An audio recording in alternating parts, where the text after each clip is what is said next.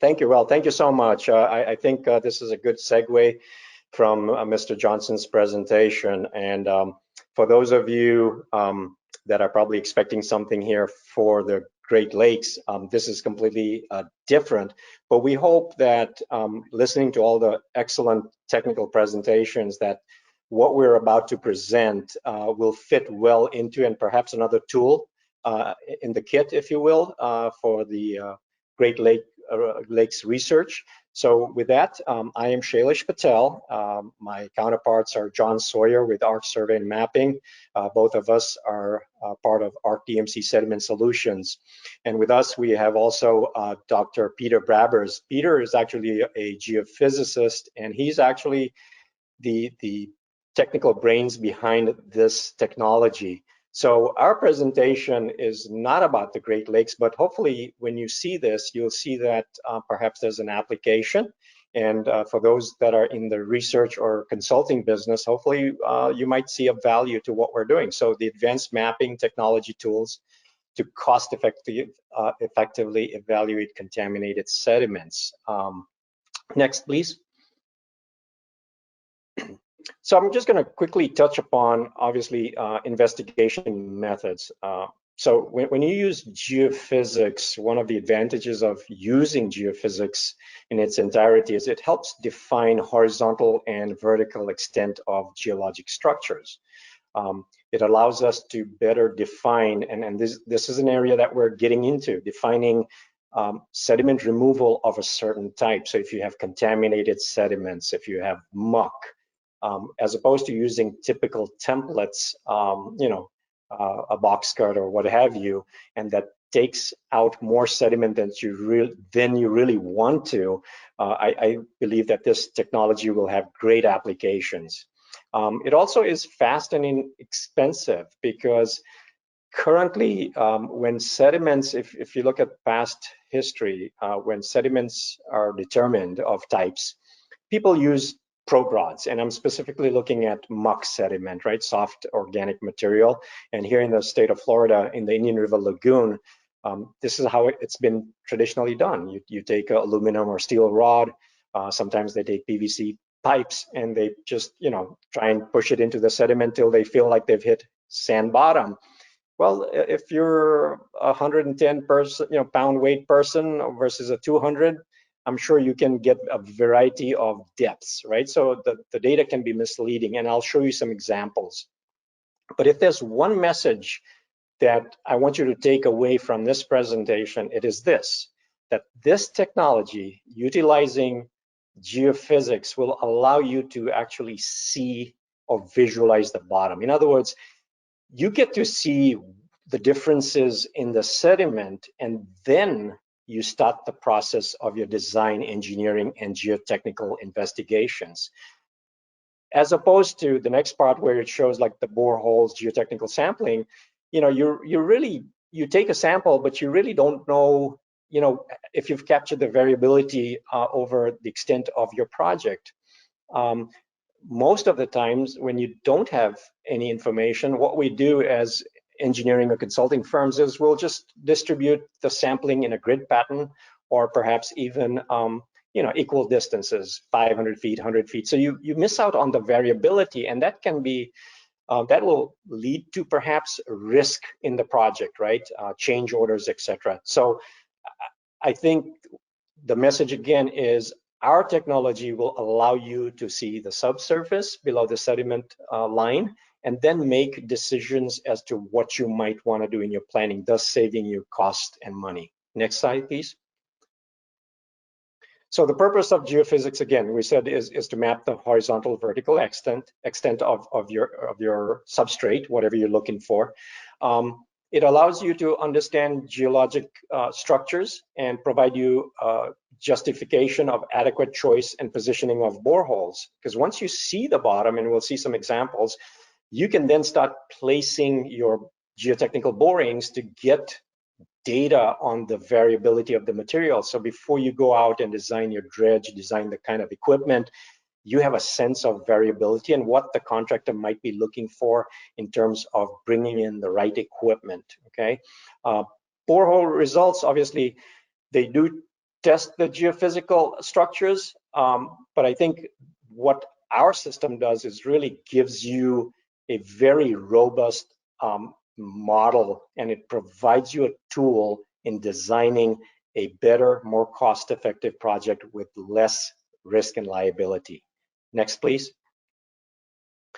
So the presentation today is going to focus on describing our technology, the Aquarius resistivity method, some of the benefits, cost-effective aspects of this as a tool in your planning.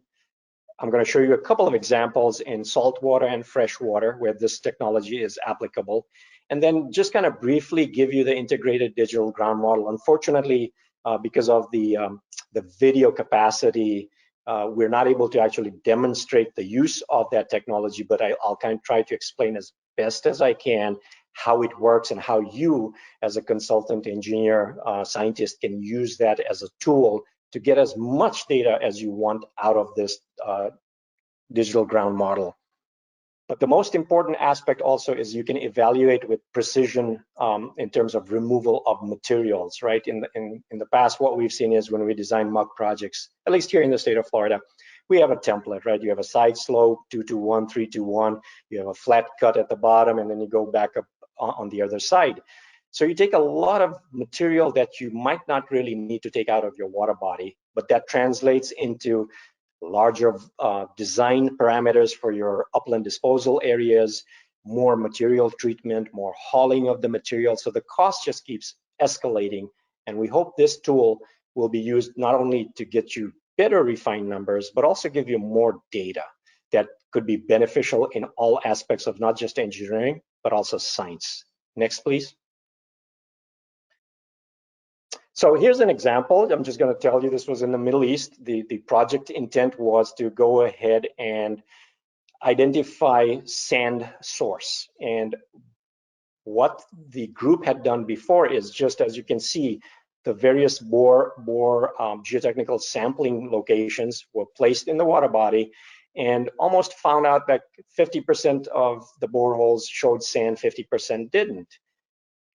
When they got us into using our Aquarius system, now you can see actually what you see in the blue and the sort of the brown color is the map that our geophysical technology will provide you. Now you can go ahead and hit the areas that you think are sand, other variable material, and place, instead of having 30, 40, 50, you could just initially do an investigation to confirm, like, hey, are the brown areas the ones that have sand or not sand? Are the blue areas the ones that have sand? Yeah, okay, now we have a good sense because the geology or the geophysics suggests that these areas are very similar, and you can now place bore locations more strategically to gain more data and information so you can make better decisions. This project actually was going to go as a no-go because they felt like there wasn't sufficient sand available to build the resort. But after this technology was applied, they clearly saw where the sand deposits were, and then refined where they could get more volume calculations to actually make the project go forward. So this is kind of to give you an example of the utilization of this technology. Next, please. So I'm not going to belabor this point, but I think for those of you in the technical side, recognize, that that there are other technologies, and we're not saying they're not applicable, but what I'm going to say is that our technology combines both like the seismic reflection quantitative aspect as well as the qualitative, right? So now you can understand, hey, what kind of material do I have, and how much of that material do I have? And then I can also georeference it so that I know exactly where this material exists, or what's the coverage, what's the depth, okay? So next, please. So how does our technology work? So you see the picture that's on your left top. We have our boat, our vessel that has the equipment in it. We have a dual frequency. We also carry that with us just to make sure, obviously the RTK GPS positioning is there. We're collecting data in 2 different ways so that we can confirm. But what you see is a cord that is sort of coming down from the boat, which has CTDs, conductivity, temperature, depth gauges at various intervals. And that's meant to correct for the water column above the sediment. And so we always do that to make sure that you are truly getting the right data from our measurements.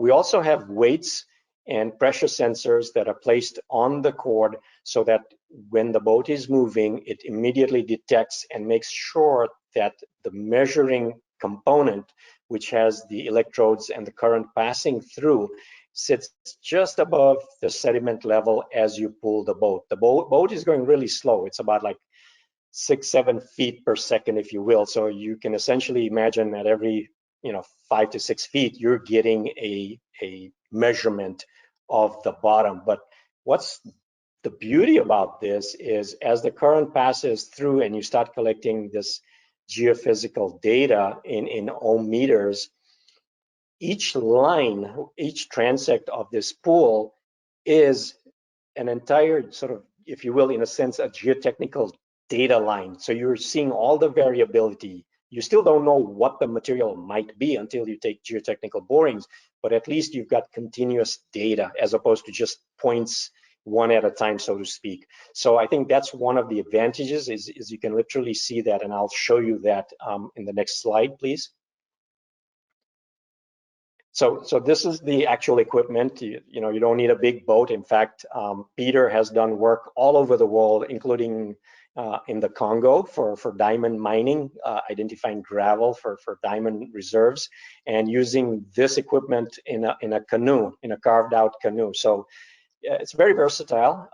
What you see in the middle is the console where the data is instantly collected, and the operator will immediately know if the cables are above and not collecting corrected data.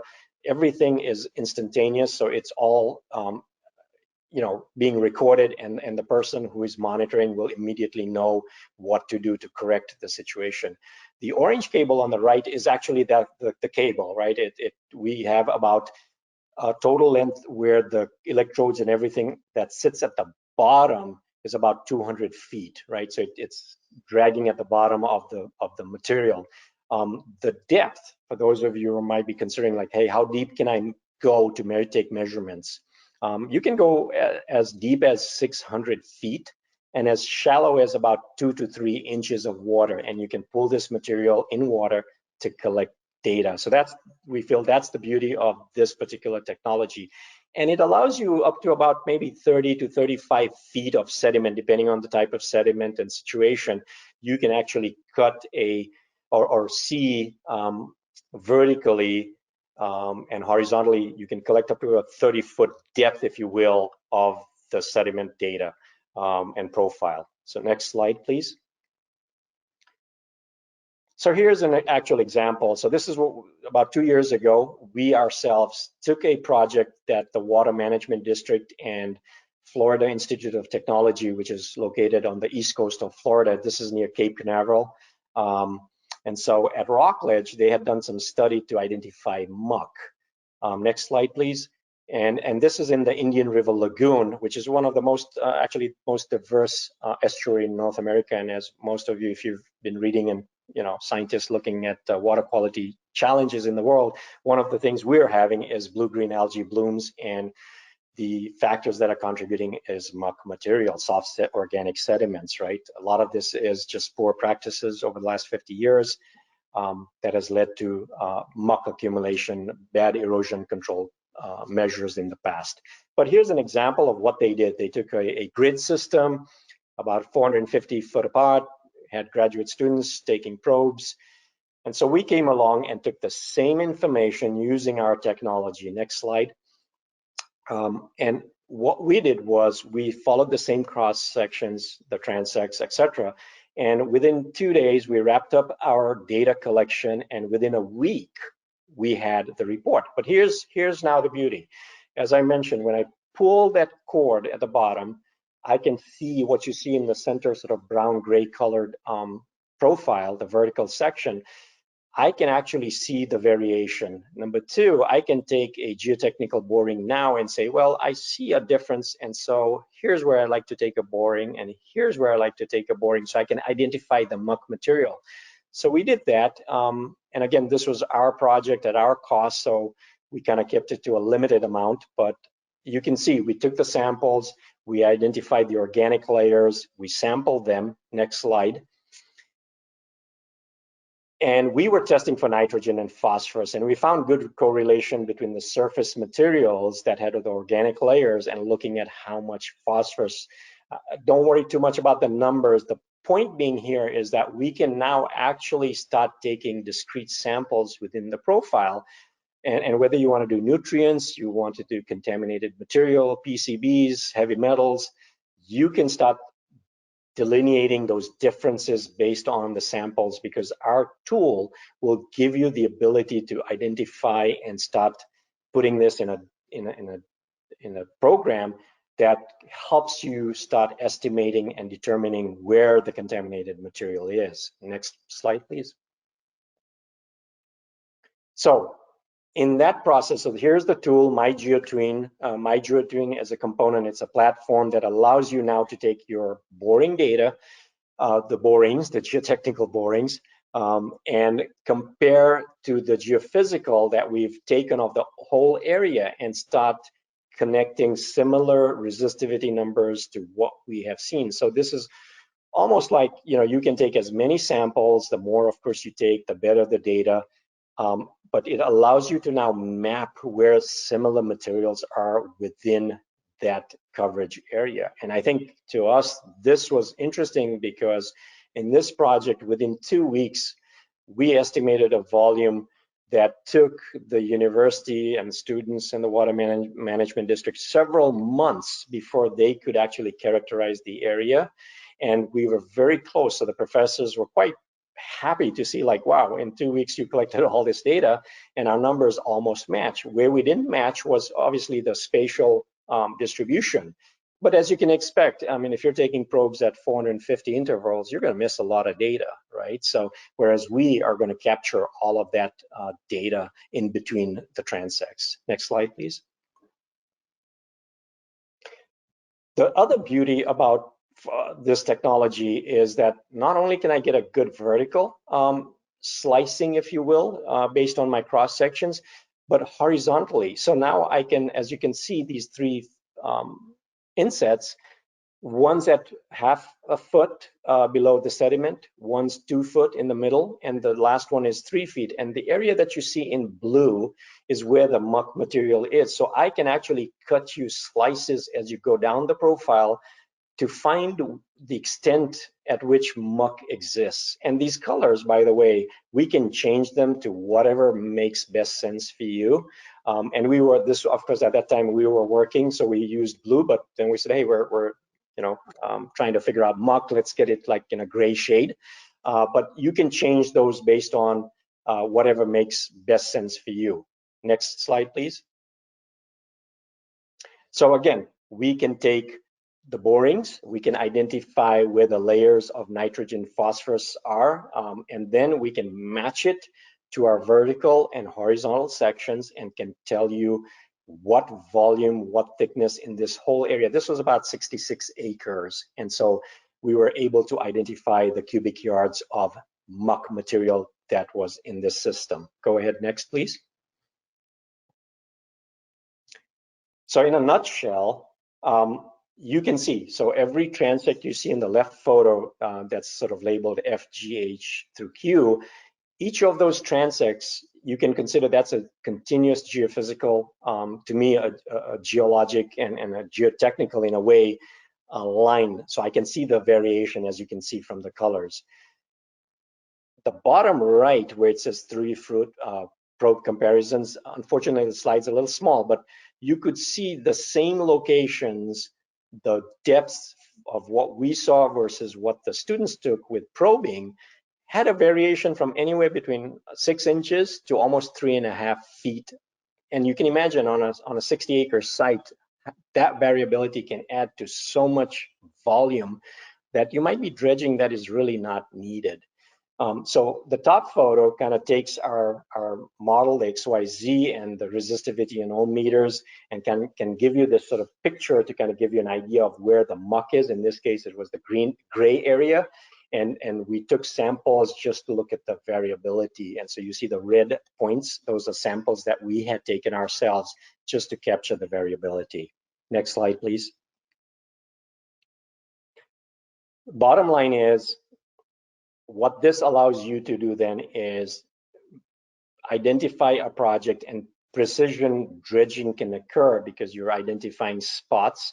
Yes, the dredging technology has to match up with this capability of advancement in technologies, but I think we're not too far. We're going to be in a situation very soon, if we're not already, like with contaminated sediments, where we can go out to specific areas and take out the polluted materials so as to improve our water resources. So that's the whole basis of our technologies. We can allow you to see the bottom, identify the areas that you might want to take geotechnical samples, capture the variability, confirm the variability of the material, and then you can start making decisions, and then you can also do calculations of the volume of the material that you have. Next slide, please. And because of the time, I'm going to run through the next ones quite quickly, just to kind of give you examples of variety of. So this was a navigation dredging project at Cape Canaveral. Next slide, please. And the intent, again, same thing. We can run transects, identify the variability of the material. Next, please. So we can do the vertical, we can do the horizontal, and you can see the slides moving. So we can go from 30, 40, 45, 50 foot. We can give you whatever depth you want to see your profile in, okay? So that's the idea. And in that particular case, the situation was they wanted to know if they were gonna hit rock because they're trying to go 5 feet deeper. And we actually identified areas of rock which they had seen almost 15 years ago. Okay, and they were just wanted to confirm, like, yeah, there's still rock there. So the next one is this river study. This is something that's going on, and so I can't give you the name, but again, the idea is we can use it in riverine systems, freshwater.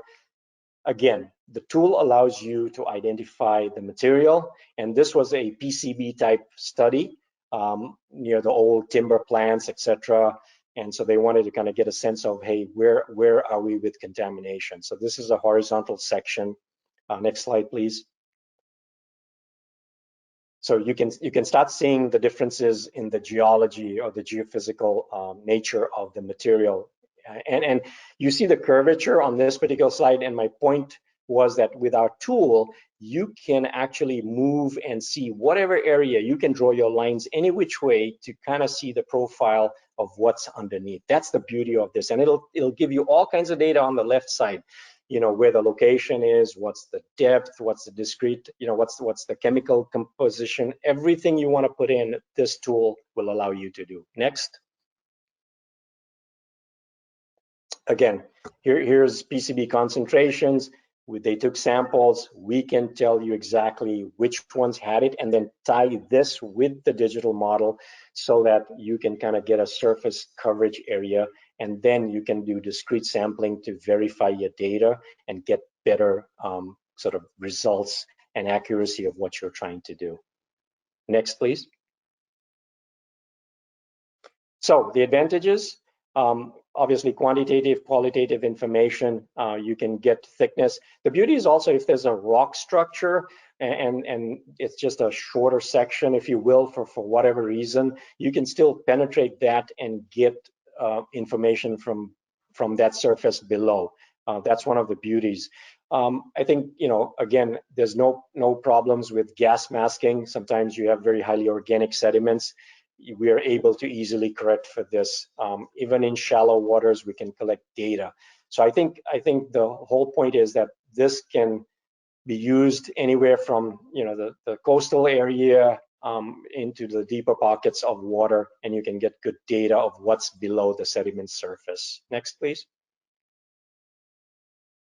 So the economic aspect, as you can imagine, and I'm just going to read these in the sense of, yeah, you have lower costs because now you're making decision based on, rather than having grids or intervals where you miss data, you're actually going to start identifying locations where you want to evaluate the variability, which is, I think, very, very important in terms of risk management and the economics of designing projects. It allows you to avoid claims because of uncertainties. And the best part is you can use this tool to actually evaluate site conditions for not just dredging, but other aspects, infrastructure as well. Next, please. So in summary, we believe that this 4D model is a very valuable tool. It allows you to see the bottom. It allows you to make good preliminary design engineering decisions without spending too much money. Allows you to increase the efficiency in your planning. And most of all, it allows you the ability to set your project in a manner which reduces the risk of any claims at the end of the project. So with that, go ahead, next slide. I'll be happy to take any questions. Our information is here, and we'd be happy to sit down with you and kind of go through the actual utilization of the integrated model and show you all the capabilities of this software. Thank you very much. Thank you, Shailesh. And again, just to remind the audience that if you do have questions, please put them in the question section on your control panel over there. Sharice, I do have one question. Let me pull it up here, and I apologize. The question bar is very small, so sometimes it's hard to read all this. So, can the sampling technology differentiate specific types of organic matter? Like if you're boring transect a preserved tree stump, pier structure, or shipwreck, is that it's completely buried? Thank you. Does that make sense? Interesting. We actually haven't had that experience or opportunity, and we certainly would love to. I know that we've been able to, when it comes to the mineral fraction, have been able to identify very finite differences.